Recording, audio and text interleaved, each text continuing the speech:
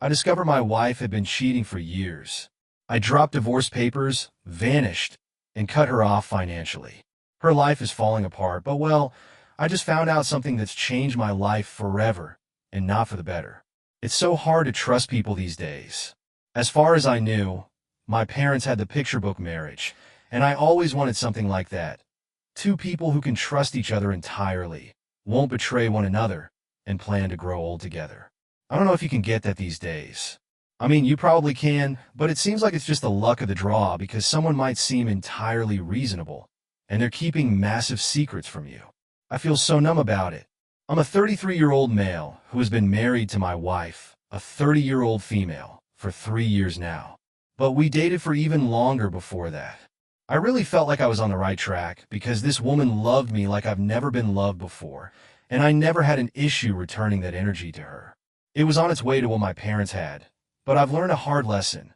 No matter how much someone might be presenting a certain energy outwardly, you can never ever know what is happening inside their heads or behind the scenes. And that sucks so much. The two of us met when we were in college. I went to college out of state, while she was in her home state. I'd love to learn about her childhood and teenage years, and how she grew up. One story that she told me was about her first boyfriend back in her high school days. Let's call that guy Desmond. They had the typical relationship you'd expect from kids in high school. Two people very passionate about each other, but also very naive and foolish. Their relationship ended in a year and some change. According to her, that was it. She said that Desmond reached out to her a few times between then and when we met, and while she was polite, she always rebuffed his advances. She also used to tell me when he'd reach out to her once we started dating. I always appreciated the openness, and I think that when someone is open like that, it makes it a lot easier to trust them. They're not hiding even the slightest things from you. Now, the reason I'm telling you this is because it obviously has to do with what has just ruined my perception of my marriage for good. My wife, let's call her Bianca for the sake of this, came home after doing some shopping one day. We talked, we ate dinner, and then she mentioned that Desmond had reached out to her again. She said that he was being all needy, but she rebuffed him and reiterated to him that she was a married woman who wanted nothing to do with him. That sort of made me proud. When we spent a few minutes gossiping about him and how pathetic it is to keep badgering someone, I went to the kitchen to make a cup of tea for myself. I noticed that she was fixated on her phone, and then she dropped it on the seat beside her to grab a bottle of juice from the fridge. This is when things happened pretty fast. I had finished making my tea, so I stepped back to the couch, and I saw that she had left her phone with the screen on. It was still in a messenger conversation. I was about 90% sure that it said Des for the contact, and I could see one heart emoji from her side of the chat. But before I could sit down and have a closer look at it, it was like she had taken long strides, and she was already by my side. The first thing she did was swipe her phone off the seat, even though she could have sat down first. I noticed her looking at me through her peripheral vision, but chose to act like I didn't see anything. I just started an unrelated conversation. It was only then that she settled down. I'm not stupid.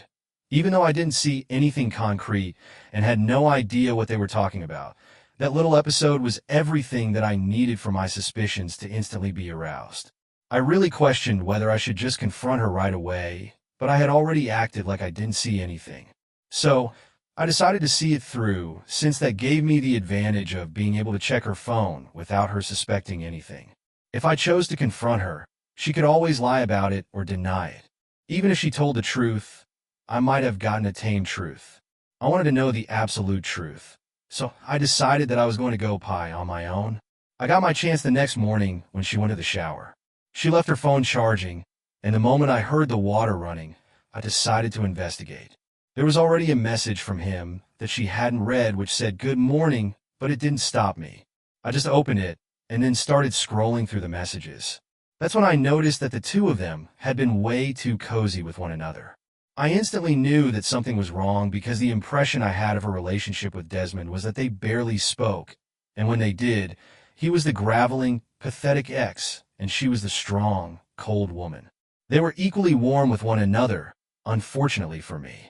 The conversation was way too long for me to go through the entire thing, and before I knew it, I heard the water in the bathroom stop running. So, I returned her phone and acted like I hadn't touched it. She didn't seem to notice anything when she eventually picked up her phone and wanted to start working on some of her art projects. I couldn't stop stewing in it the entire day. What I knew was enough for a massive fight, but I felt like there was more that I didn't know. The only way that I would find out the entire truth would be to snoop through her entire conversation with Desmond. I wanted to know fast, but I knew that I had to be patient. So I decided to wait. Here's the thing. Part of me felt like she couldn't be doing anything sneaky because I knew her password and she knew mine. But that gave me a particular advantage that night while she slept. I logged into her Facebook account on my computer and then deleted the whole unrecognized sign-in evidence from her email. I was in. Sure, if she checked her active sessions or whatever, she would see that my laptop had access, but I knew she wouldn't do that. So, as she slept, I went through as much of the conversation as I could. There was a lot, and it definitely wasn't something that I'd finish in a day. But from what I was able to read, I realized quite a few things. First of all, they had been talking very regularly for years. It wasn't just them popping in every now and then. Second, they clearly had a thing going on. They spoke affectionately with each other, which was the polar opposite of what she had told me. And when I went far enough back, I found a few messages that alluded to the fact that they had slept with one another. How many times? I had no idea. Third, I know I can't be with her anymore. I have to end things, and I have to do that as soon as I can. This is the night after I read through their messages. And through the next day, and even tonight, I've been digging deeper and deeper into it all while documenting the very notable parts, in case they get deleted. I've searched up divorce lawyers, and I'm going to make a decision on one in the daytime. I'm just so hurt by this entire thing. Part of me wishes that I didn't find this out, but a bigger part of me appreciates knowing the truth. Like I said, I feel very numb about all of this. This is a woman who essentially only brings money into the home from her Etsy page. Yes, she takes care of all the household chores and has fun with her arts and crafts while I work, but it is crazy how I've been providing such a comfortable lifestyle for this woman while she cheats on me with her high school ex. She's been lying to me for years anyway. I'm going to be sure to provide an update when I can, hopefully. It will be me letting you all know that I've successfully divorced her. If I can find a creative means of revenge to add on top of that, like sleeping with her sister or something, I'd love that, but that's me being unrealistic. Edit. Oh, after going through the entirety of their messages together, I've learned that they slept together multiple times and that this has been going on for years, even before we got married. So the entire time that she was being open about Desmond, it seems that the objective was to knock me off the trail. It sure worked, but it is over now, and she has no idea. Now I really want to hit her hard. What an absolute punch to the gut. I guess nothing is as perfect as it seems. You've been the hard-working partner providing the comfortable lifestyle, while she's been busy rekindling old flames. That's a whole different kind of evil. I mean, the good news is now you know the truth. It's a tough hill to swallow, but at least it's the real thing and not some half-baked version of honest. Update 1. Maybe I'm an evil person, or I'm just happy to watch someone get served by karma, but I think I've enjoyed everything that has happened since my last post way too much. This is just 2 months since then, and I finally feel like things are going my way, and they're going horribly for her. I'll do my best to recall everything that has happened over this time. The first thing I did was make sure to figure out the divorce lawyer I wanted to use. When I found him, after talking at length, I paid his retainer and told him to get started on the papers.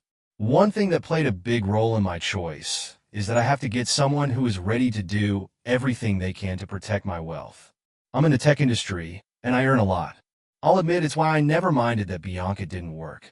I was happy to support her and see her happy, but the moment I knew that things were going to fall apart, I knew I'd have to find someone to protect my wealth for me. So, I settled on the particular lawyer. The moment that the divorce papers were ready, and she had left the house for a bit, I started packing. It took me a few days to pack as much as I needed without her having a clue, but the moment I did, I left the house and headed off to a neighboring city where I had already booked a hotel room. I gave my lawyer the green light the moment she messaged me and said, "Where are you?" so that he could send the process server over to the house. Yes, I know it was kind of stupid for me to leave an emotionally unstable woman in the house alone, but it was the easy way out for me, and I had my most valuable things with me. Someone just stopped by the house and gave me divorce papers. This has to be some kind of joke, right? I still didn't respond to that. And that's when she started calling me over and over. But I didn't pick up a single one of the calls. She started getting hysterical in my messages, asking me to pick up, and then she said, "What was I doing wrong?" That was when I simply said, "Desmond," and I blocked her on every single platform that I could think of. Whenever a number I didn't know would call me, I wouldn't answer because it seemed like it would have been her. I was going to use my lawyer as a proxy for pretty much everything. I didn't need to be in contact with her. She'd be able to contact him if she had any questions about signing the paper. It took nearly a month before she signed it, but she did, and that was all that mattered to me. It was literally the day after signing the papers that I finally decided to pick up one of those mystery calls. To no one's surprise, it was her. There was a lot of quiet on the phone between us before she finally said, "Hi." I just asked, "What do you want?" and then kept quiet again.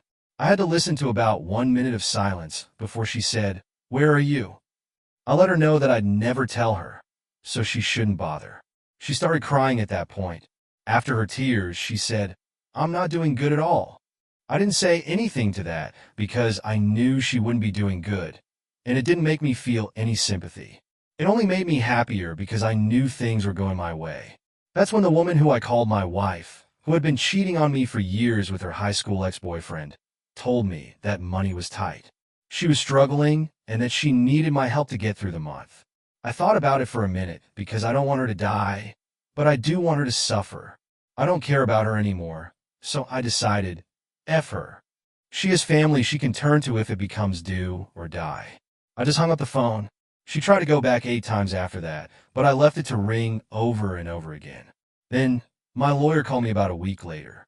He seemed amused that Bianca had called him to ask him to tell me that she was completely broke and she had nothing to eat. She was trying to appeal to my emotion, but it wasn't going to work. Her sister literally lives 40 minutes away.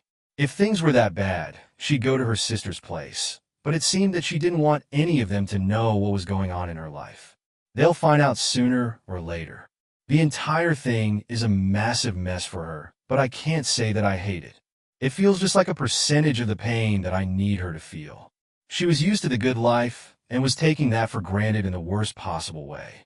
Now, she's going to see what life is like after she set our marriage on fire.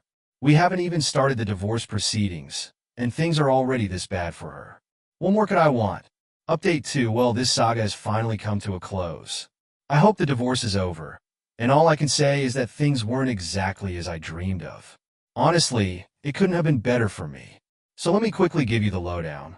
Once the papers were signed, my lawyers collected them, and it was time for things to get started. Needless to say, the part where we could have come to an agreement didn't go well at all. She wanted a full 50% of whatever was in my bank account. Obviously, that wasn't surprising, as she basically has nothing to her name. I wasn't going to let that happen. Her lawyer even tried to negotiate a 25% of my assets, but I still didn't budge on that, because my lawyer gave me some confidence that he'd be able to either get me off with less than that or nothing at all, though he admitted that the latter would be difficult.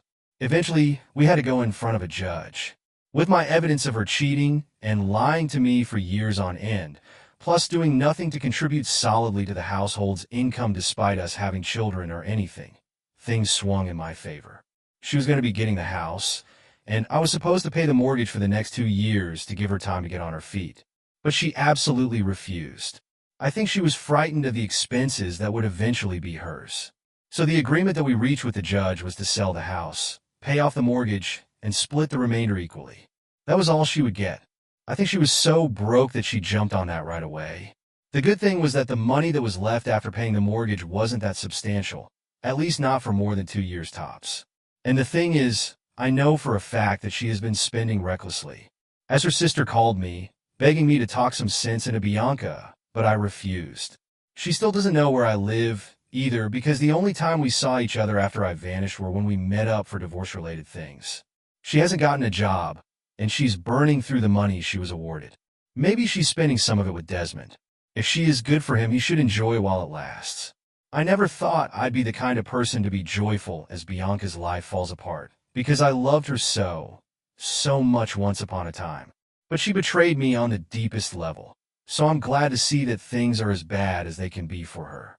She deserves worse, and I'm happy she's getting what she's getting. Is there immorality to the story? I don't know.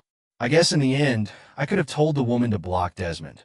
There was no reason for her not to. If she had refused, that would have been a red flag. So yeah, maybe the moral is, your woman should always be willing to cut off men who are nothing but a potential threat to your marriage or relationship. If she can't do that, then question how important you really are to her. Divorce, the negotiations, the fights over money, the I can't believe you're doing this to me moments, all of it. Look, Opie, I'm sure there's a part of you that feels bad, maybe a tiny ounce of guilt. But let's be real, she brought this on herself. If she can't cut ties with Desmond, then what exactly are you to her?